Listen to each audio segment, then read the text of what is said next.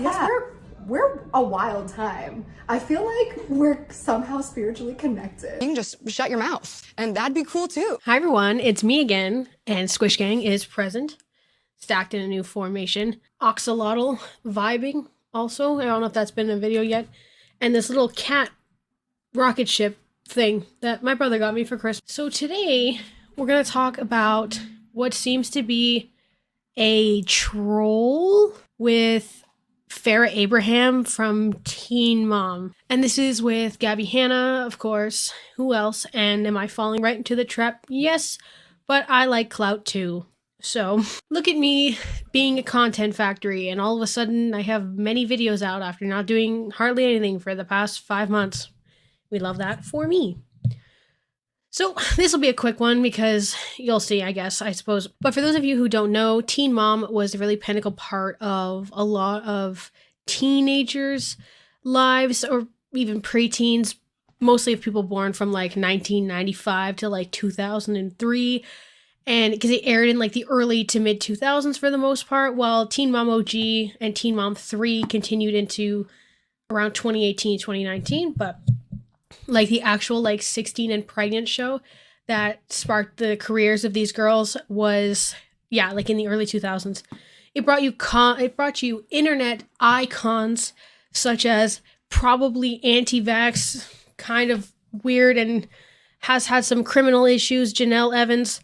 Caitlin Lowry, who I remember she said something about drinking some stuff that happens after a baby is born.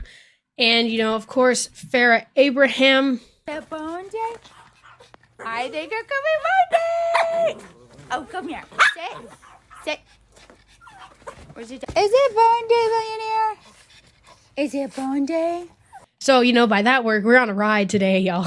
Like, today's gonna be a moment for all of us. The video is actually gonna be in 2 parts, even though like the video was so incredibly short, and like I said, which is why I think it was a troll. But we're gonna talk about a part that the first part's gonna be something Farrah Abraham referenced a lot in the tiny little video that she made with Gabbie Hanna, which was her quote unquote unright firing from MTV in 2018. I'm going to give some context to that because I feel like that's helpful and, you know, kind of big part of the video that she made, despite never mentioning anything that actually happened. Part 2 is the podcast that they made. So part 1, Farrah Abraham being fired. So Farrah Abraham was on 16 and Pregnant, and then she was on Teen Mom, which, again, like I said, started in the early 2000s. So Farrah Abraham had like a 10-year-long career on MTV, but once Farrah was in her mid-20s, she began working in the adult film industry. There's really a void in our agreement because you wouldn't allow me to seek other forms of income. Right now, by having us go, you're in breach of contract. That's No, about I'm all not. Sure you are. No, I'm not. I did everything on my end, sweetheart. So you can just take your little ass and get on a phone call and do your... Was trying to advance her career that way. MTV said to Farrah Abraham that they were not happy with the conflicting work that she was doing, as well as the fact that Farrah Abraham famously was very contentious and very rude and difficult to work with and was very mean to producers. Do you feel like you respect the people that are around you trying to make the show and spend You know, I all this respect a time? lot of people who respect me. Right, but you do have very little empathy or compassion for other people. But out of 9 moms, you're the only one that's the problem. I'm not difficult. So that also boiled down to a fact that they weren't sure what exactly to do with her, especially because like even when there was reunions or the girls would see each other, Farrah would fight all of them. Just because somebody's 20 years older than me doesn't mean he's a pedophile. Hi, Amber. Shut your mouth. Hi, Amber. Shut your mouth. Do you understand me? Shut your mouth. Get the off me. Don't put your don't touch your And this is don't why... call my man a pedophile. I don't associate. So Farrah was like a big issue with the set, but at the same time, because of the attitude that she had, she really brought the drama. You know what I mean? Like she really like gave something to the show in that way, made it really interesting. But so you actually could have seen the firing on an episode of Teen Mom. They aired her getting fired in an episode in 2018. So it was head producer Morgan J. Freeman sat her down and was like, hey, we have some conflict of interest here with you, with a job that you want to do. So you either have to pursue that or pursue the show. We can't have both. And while I agree that it's kind of stigmatizing sex work to do that, at the same time, I could kind of see from like, if you're filming another show standpoint, one that they tend to try to spin as like education of like safe sex and not getting pregnant. That like they always had like, I can't remember if it was 16 and pregnant or teen mom, but it would have like a disclaimer at the beginning of like, to here is a website for advice on what to do if you're in one of these situations, or safe sex resources and things like that.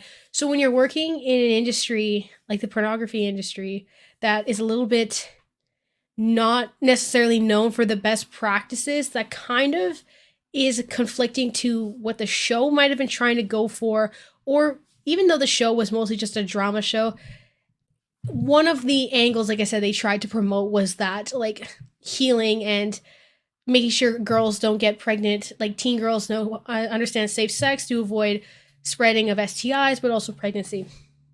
So Farrah wanted to work in the sex industry, which again, like I said, I kind of agreed that that wasn't the best thing to go about. I can see maybe the conflict due to like some of the premise the show had. But also, like I said, I think what it was Farrah had become so difficult to everybody, including her own family and the people that she knew around, and was incredibly demanding and just rude to everybody. And then with the producers and the film and the camera people as well, that I think it was kind of just they needed a reason to get her out, and they put in Mackenzie instead afterwards. Yeah, so essentially they posed her an ultimatum, which she did on camera, and she chose the sex work industry and then proceeded to twist it into that she just got fired, right? Unrightfully. Farrah Abraham later came back and tried to sue for quote unquote sex shaming her due to her unrightful firing on MTV.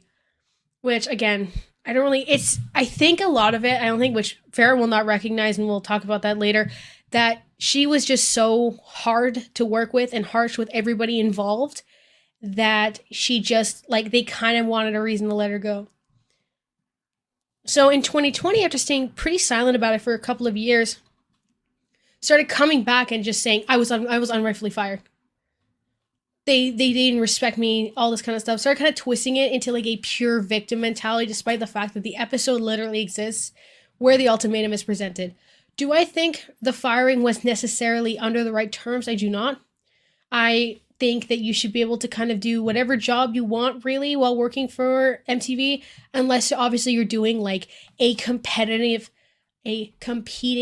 like reality show. Like let's say she did Teen Mom, but then she also did, I don't know, she was going on like Maury or something. Like that's something I can think of. Or those kinds of other kinds of shows like that, or was doing game shows or doing press stuff or things that would take her time away from MTV during the filming time for the show. So yeah, that's the context for Farrah Abraham's firing from MTV. Now let's get into part 2, the podcast. So I saw on, I think it was Fat Sajak's Twitter, if not it was somebody else's, but it was like a sneak peek, retweet of Gabbie Hanna's like sneak peeking this like podcast about mental health with Farrah Abraham. Which, like I said, when I saw that, I was like, oh no. This is the second time that I've seen Gabbie Hanna go on like a podcast situation where I'm just like, oh, you want people who are going to only think like you and agree with you because they can't reconcile their own issues that are the same as yours.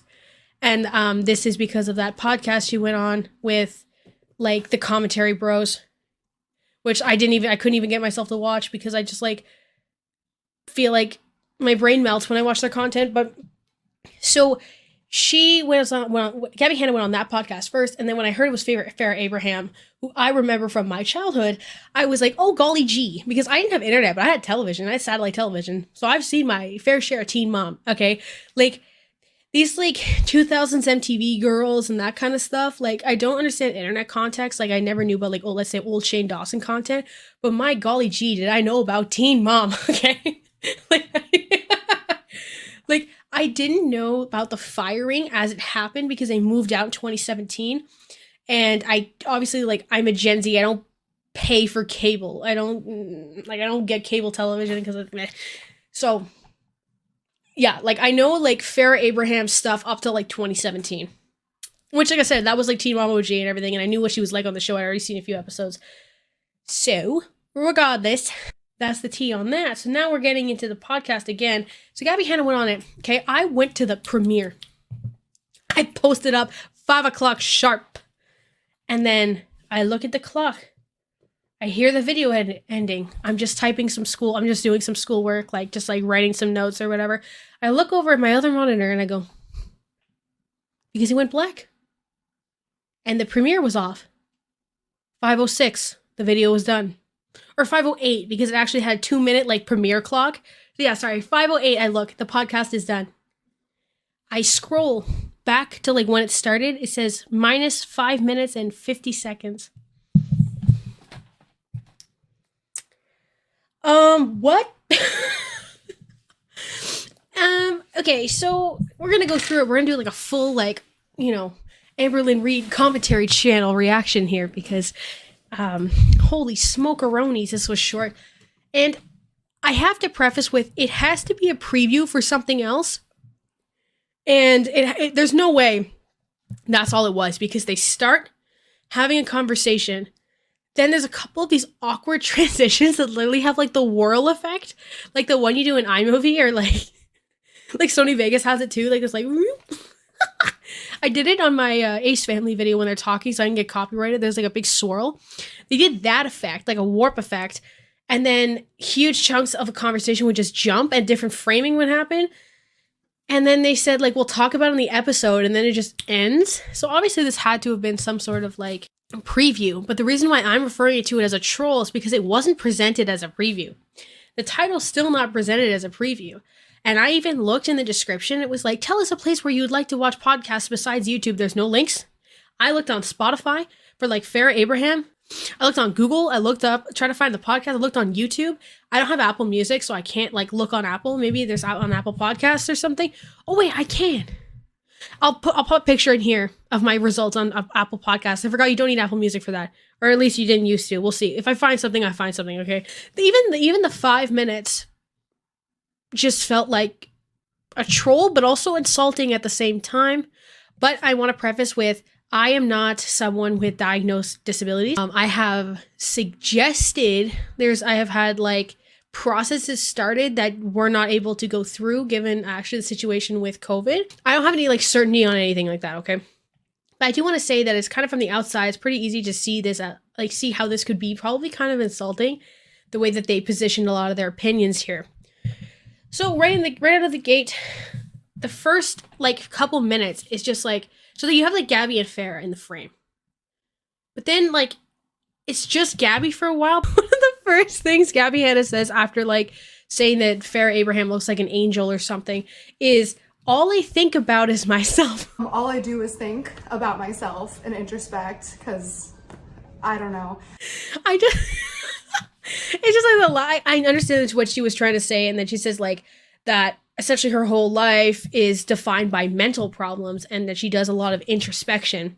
But I have a lot of mental problems that I'm actually really proud of, and I feel a lot of pressure on myself. No, but honestly, like, so mental health issues, if you know how to harness them, are a superpower. But the fact that like the lack of self-awareness of Gabbie to go on a podcast with someone that arguably was the most selfish teen mom, and then starting with all I think about is myself was just it's just so, I can't stop laughing. I literally like, I was like texting my boyfriend. I was like, what is happening? Like I sent him screenshots, a bunch of stuff about the troll, and it was just a whole moment for me. It was just, oh, it was so funny. I feel like with the, like, all I do is introspection on myself. I feel like you gain, like, you should not be always being introspective of blame put upon you.